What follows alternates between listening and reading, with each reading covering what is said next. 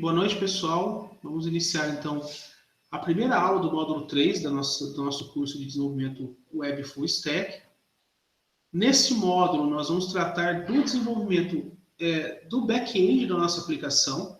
Ao decorrer dessa apresentação, eu vou deixar um pouco mais claro o que é front-end, o que é back-end, tá? Mas nós vamos trabalhar principalmente com a linguagem PHP. Lógico que também com algumas características de servidores, com algumas técnicas de desenvolvimento de servidores e também com banco de dados, ok? Então, na aula de hoje, nós vamos revisitar a arquitetura cliente-servidor, vamos relembrar o que nós havíamos estudado lá na aula 1 do módulo 1, como funciona a tecnologia, onde cada linguagem, cada arquitetura está, e como a arquitetura está organizada.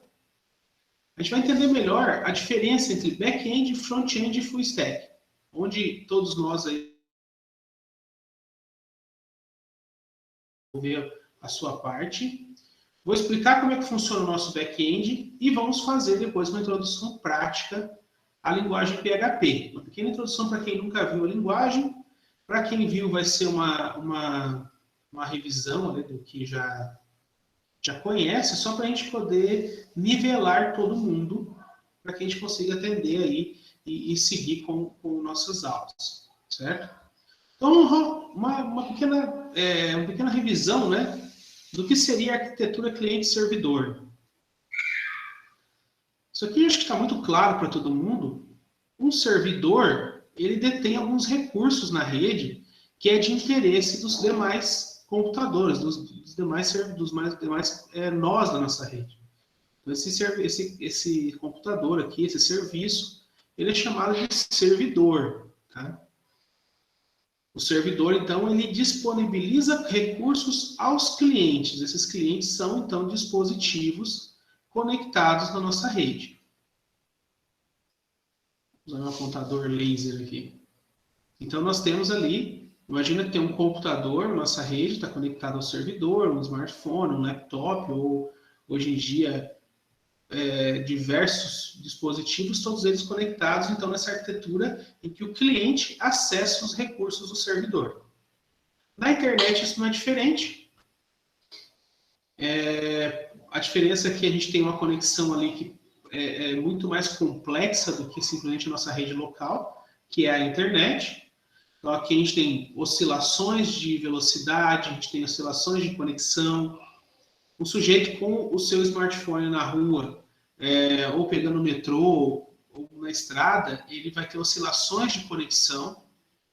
Então, ele pode estar conectado, baixando um conteúdo, ou estando online, daqui a pouco, daqui a 5 segundos, ele chega numa sombra do 4G ali, já não tem mais conexão, tem que retomar de novo. Então, a gente poderia até considerar como se fosse uma conexão intermitente.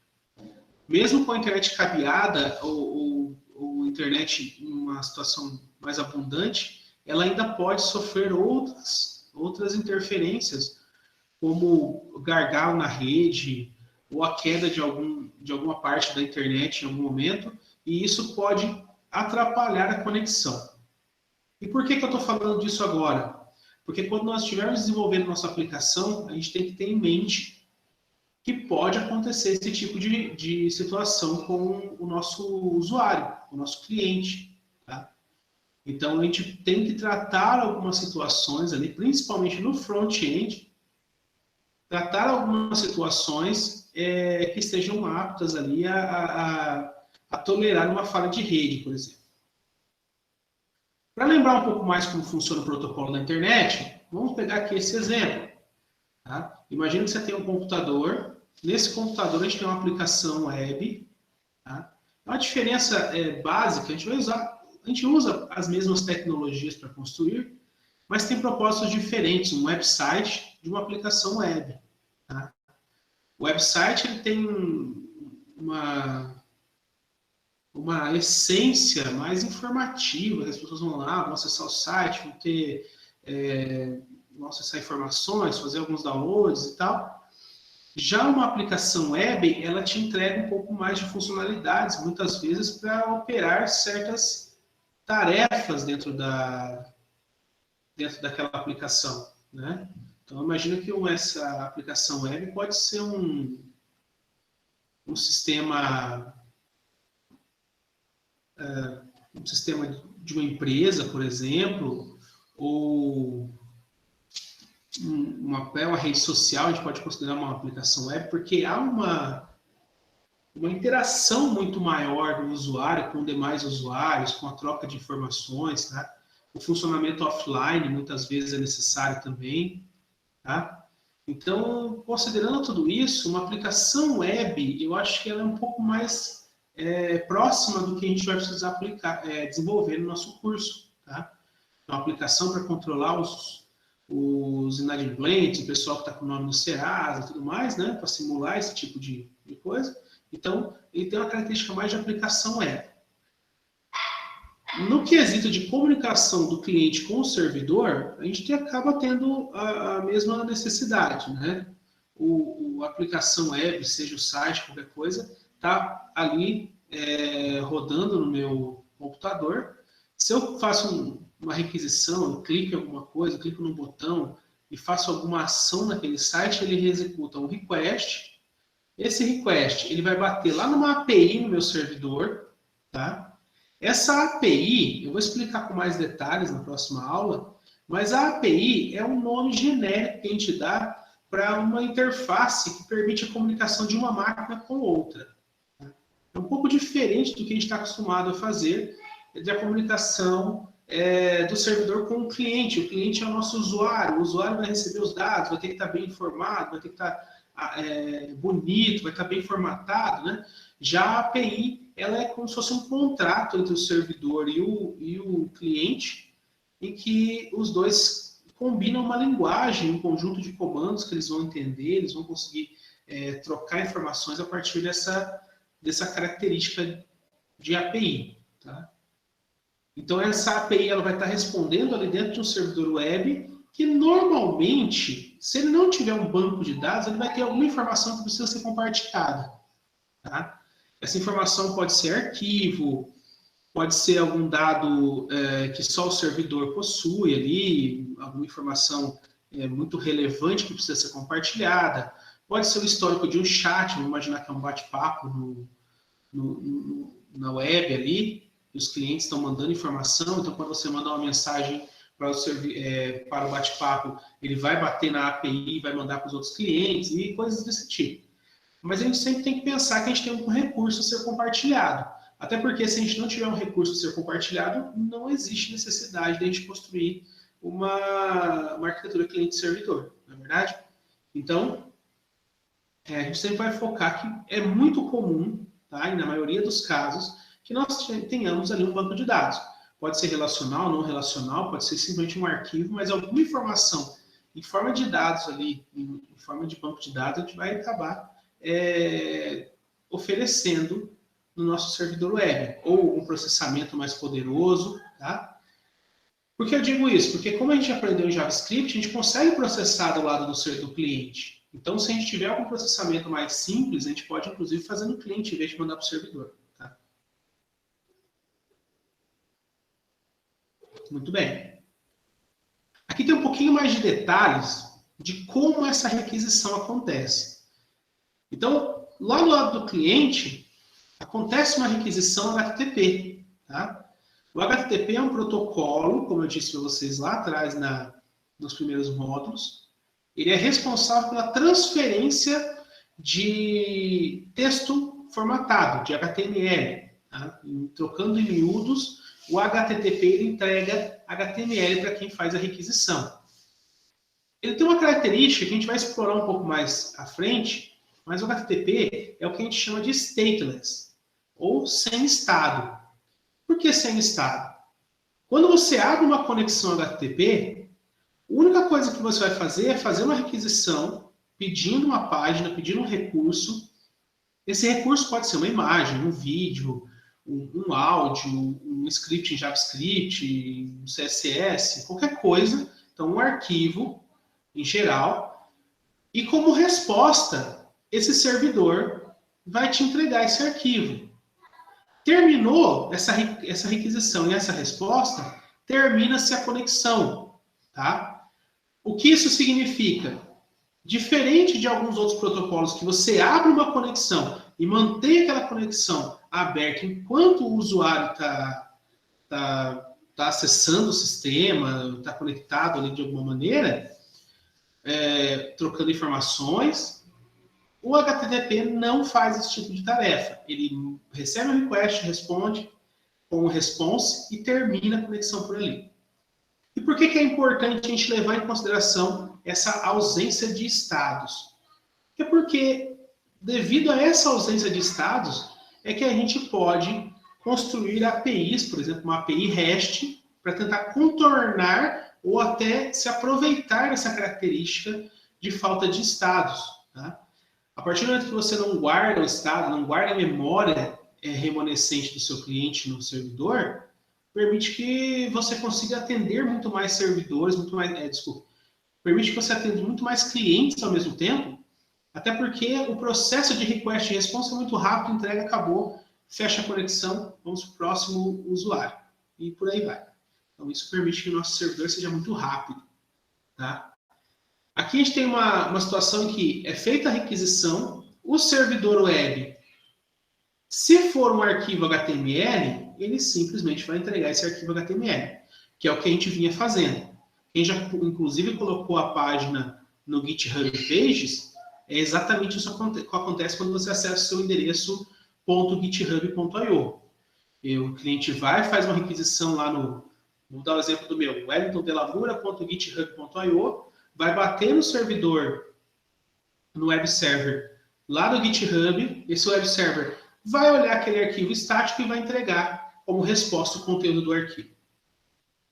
Quando a gente pensa em programação do lado do servidor, a gente vai para o nível 4 aqui, né, no item 4, que é a requisição bate no web server, percebe que esse arquivo é um arquivo em PHP, então ele vai passar os dados da requisição para esse arquivo PHP e para o interpretador do PHP, que vai executar aquele script com base naqueles parâmetros. Qual a diferença desse script com o seu programa em C, que você recebia 2 números e retornava a soma deles? Nenhuma. É exatamente isso que acontece. Tá? A diferença é que o input desse seu programa não vai ser o teclado do usuário digitando no console, lá igual acontece em C, ou em C++, ou em Java. Vai ser a informação que o seu usuário mandou na requisição HTTP. Então, essa requisição, ela não vem simplesmente com uma informação, quero a página x.php. Não, pode vir assim, quero a página x.php com esses parâmetros aqui. E esses parâmetros podem ser, por exemplo, imagina que a página X é a página login.php. Então, talvez vá embutido nesse parâmetro, criptografado, é claro, porque não é uma boa ideia mandar em texto puro, o seu usuário e sua senha. Quando você manda o seu usuário e sua senha nesse pacote do HTTP, ele chega no nosso script PHP e, a partir disso, esse script PHP pode ter uma instrução do tipo, olha, eu vou pegar esse usuário e senha, eu vou montar um SQL, um select no meu banco de dados, e vou enviar lá para o meu banco de dados MySQL. E esse banco, ele vai fazer uma pesquisa para mim, vai ser um select nome from users, name from users, where, aí eu coloco lá, usuário tal, senha tal. Cuidado, a gente tem que discutir ainda mais para frente algumas questões do tipo SQL injection, tá? Isso é questão de segurança que a gente vai estudar posteriormente. Mas, a partir dessa interação, o banco de dados vai entregar os dados do usuário. Esse arquivo PHP ele pode emitir algum processamento nesses dados, talvez separar o nome da senha, ou entregar uma tabela com o usuário e senha, ou entregar um HTML que tem essas informações. Vai renderizar isso daí no arquivo HTML e vai dar a resposta. Tá? Então, para o usuário que acessa, o cliente que acessa o servidor, a ideia é que o cliente não saiba detalhes de implementação desse lado aqui do nosso sistema. Então, é muito comum a gente imaginar que para o cliente ele só enxerga que existe essa parte aqui. Tá? E para ele, tudo que é entregue pode ser arquivo estático, né? Arquivo que somente vai ser lido em HTML. Só que na realidade a gente sabe que do lado do servidor ainda tem um código que está rodando ali em segundo plano ali a cada requisição para fazer as páginas dinâmicas que a gente imagina. Tá? O usuário nunca vai ter acesso. Uma coisa interessante, quando a gente quiser trabalhar com questões muito de segurança, por exemplo, criptografia, informações sensíveis que não podem vir a cair na mão do usuário, a gente geralmente vai programar elas usando PHP, vai trabalhar e manipular elas em PHP. Por quê? Porque essa informação não vai vir aqui junto com a nossa resposta em HTML puro, em texto, né? Em informação em texto puro, que o usuário simplesmente pode ir lá, exibir o código-fonte da página e ter acesso, porque está tudo em formato texto conhecido. Né? Aqui em PHP, o nosso script PHP ele é executado e o resultado do script é que é entregue para o usuário, tá? E não o script completo. Até nesse momento, se a gente tiver um acesso muito pesado, um processamento muito complexo a ser feito, a gente pode, inclusive, aproveitar o nosso servidor para proteger, para processar esses dados, ok? Muito bem. Aqui tem mais alguns detalhes, tá? Hoje a gente está trabalhando mais com imagens, porque eu acho que é mais fácil de explicar essa dinâmica, tá? Para o usuário, quando ele faz a requisição do arquivo HTML, vai bater no servidor, ele simplesmente vai pegar esse arquivo e vai devolver esse arquivo para o usuário. Então, o usuário vai lá e fala, ó, me dá o arquivo index.html. Está aqui o arquivo index.html. Já quando a gente trabalha com o processamento dinâmico das páginas, o usuário faz a requisição de um arquivo PHP, bate no web server, ele passa esse arquivo PHP no processador, no motor PHP. Esse motor PHP pode trabalhar com arquivo de servidor de arquivos, pode trabalhar com banco de dados. Esse servidor PHP pode enviar um e-mail, pode emitir uma cobrança. Tá? Imagina que você está fechando o seu carrinho de compras numa loja virtual. Então, vai mandar para o servidor PHP, o servidor PHP provavelmente vai gravar no banco de dados a sua compra, já vai emitir o boleto, então, pedindo para o banco, para a instituição financeira que está emitindo o boleto, ou vai cobrar o seu cartão de crédito, né?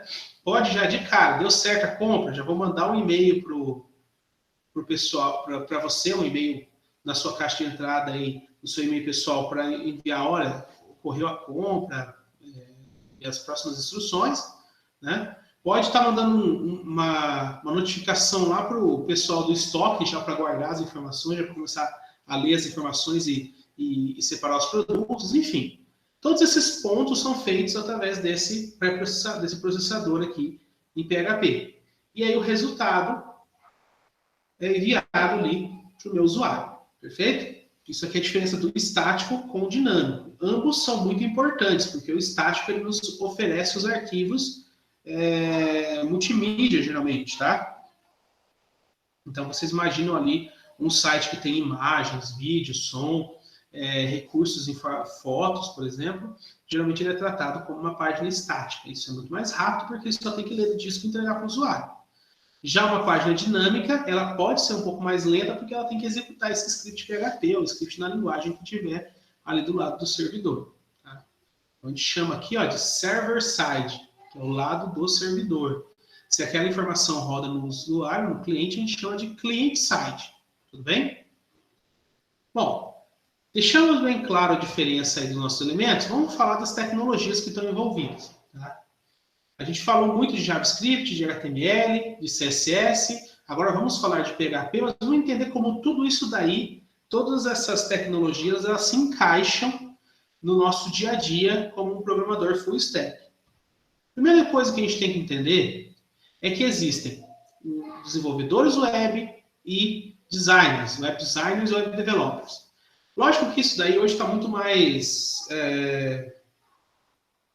diferenciado, vamos dizer assim. Eu posso ali no Web Developer, eu posso ter um desenvolvedor só de back-end, eu posso ter um desenvolvedor de front-end, mas que ele programa também, tá? Mas aqui uma diferença básica é que o Web Developer, ele vai se focar um pouco mais no desenvolvimento das funcionalidades da página, no código que efetivamente vai executar isso, e o Web Designer está muito mais preocupado com a aparência, com a experiência do usuário, a usabilidade, a possibilidade desse usuário ter um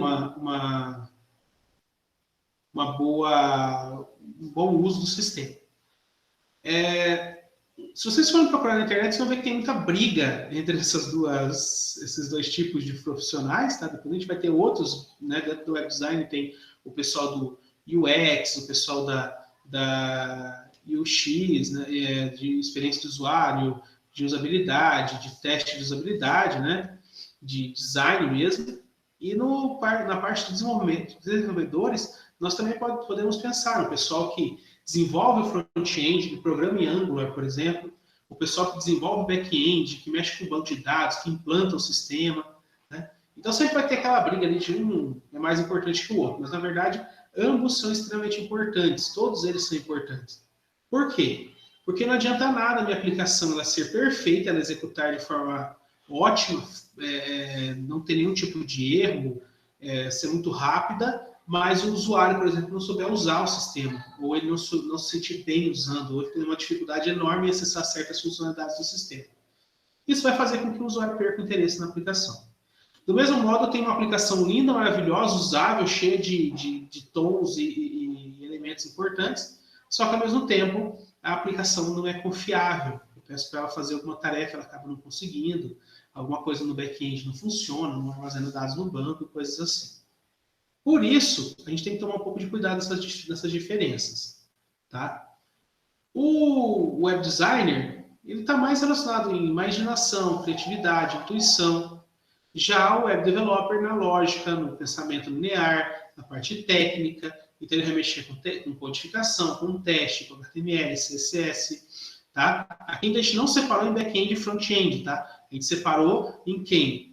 Da aparência, da parte artística do projeto, o kit de desenvolvimento, o kit de design, por exemplo. Olha, esse botão vai ser dessa cor por causa disso, por causa daquilo, vai ter essa posição aqui nas telas, tá? É uma informação extremamente importante, é uma etapa muito importante, porque faz com que a aplicação seja facilmente usável, tá? O pessoal tem até uma brincadeira, não sei se o professor Thiago contou para vocês, que uma interface ela é que nem uma piada.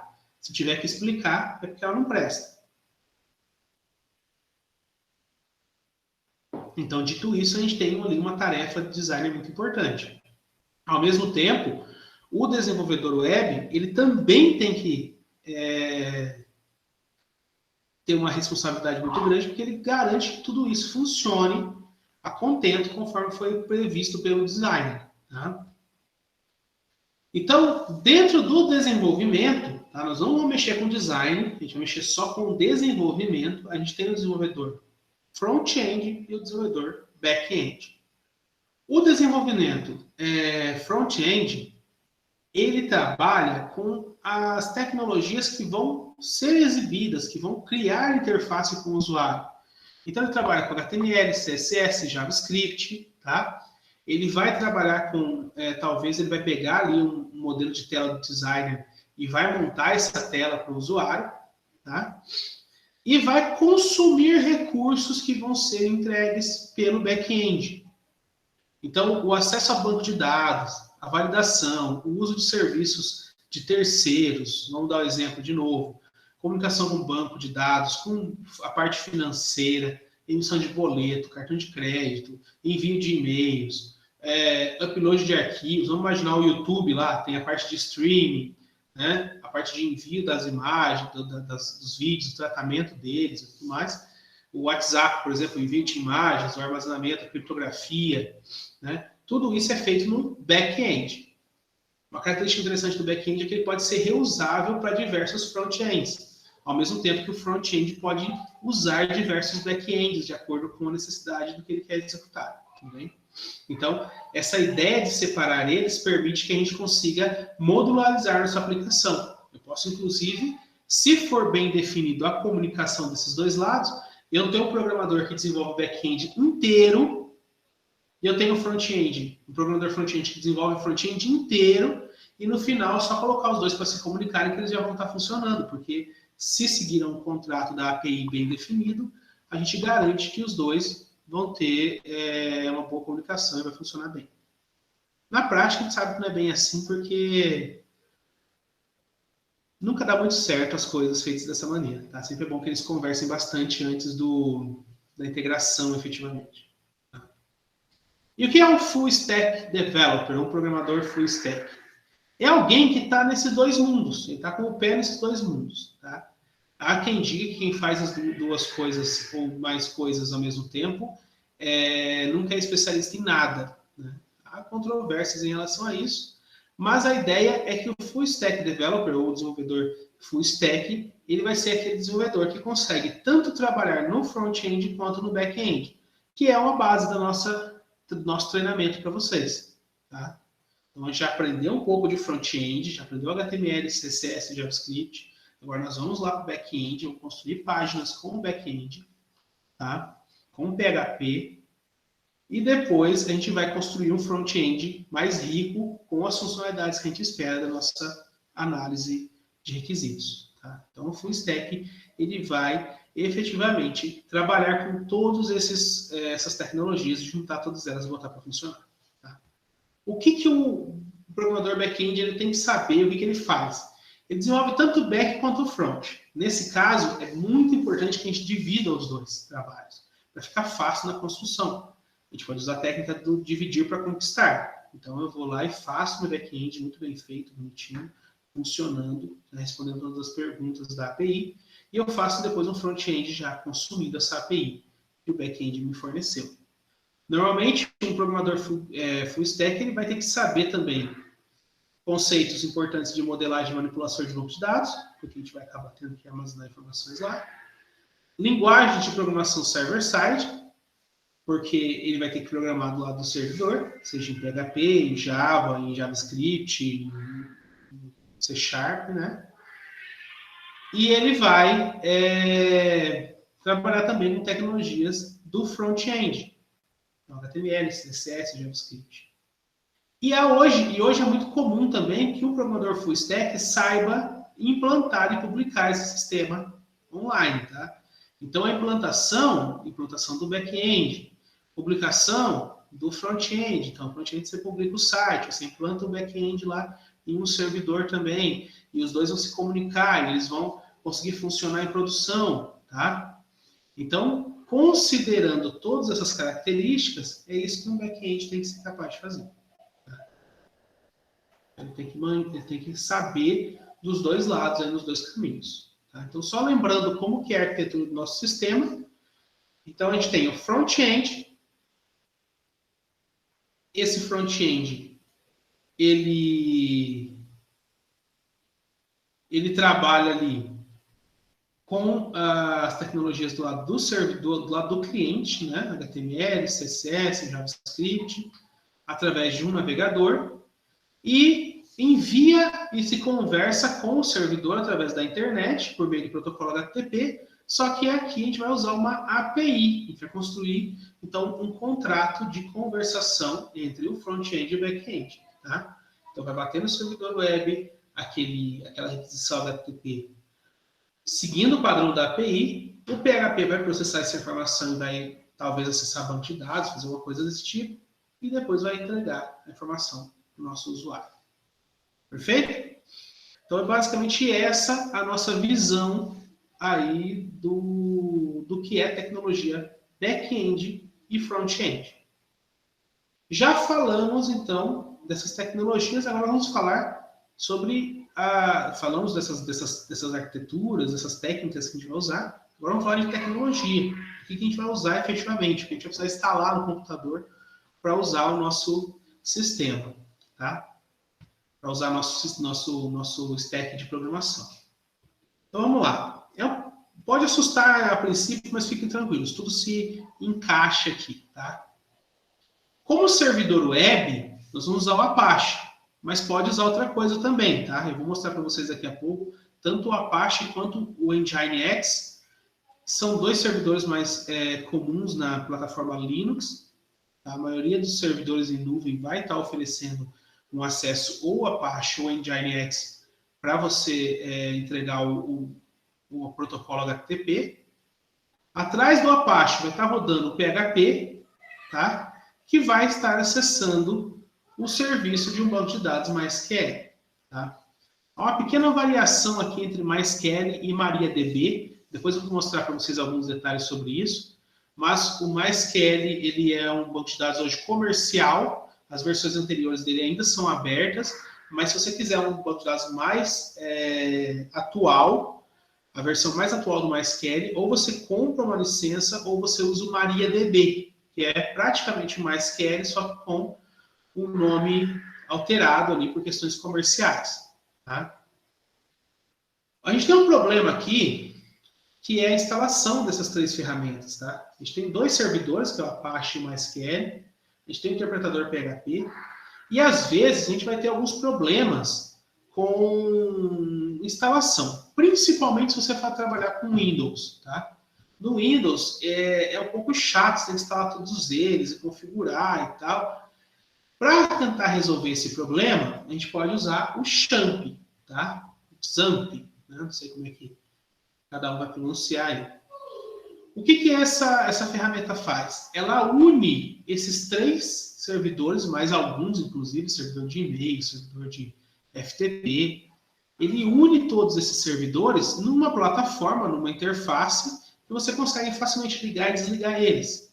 Até porque, quando a gente está rodando na nossa máquina, não tem por que você deixar o Apache com a porta aberta, na porta 8080 aberta ali, ou a porta 80 aberta, enquanto você não está desenvolvendo. Né? Imagina você está usando lá seu computador para outra função e tal. Qual o motivo de você deixar esse negócio aberto?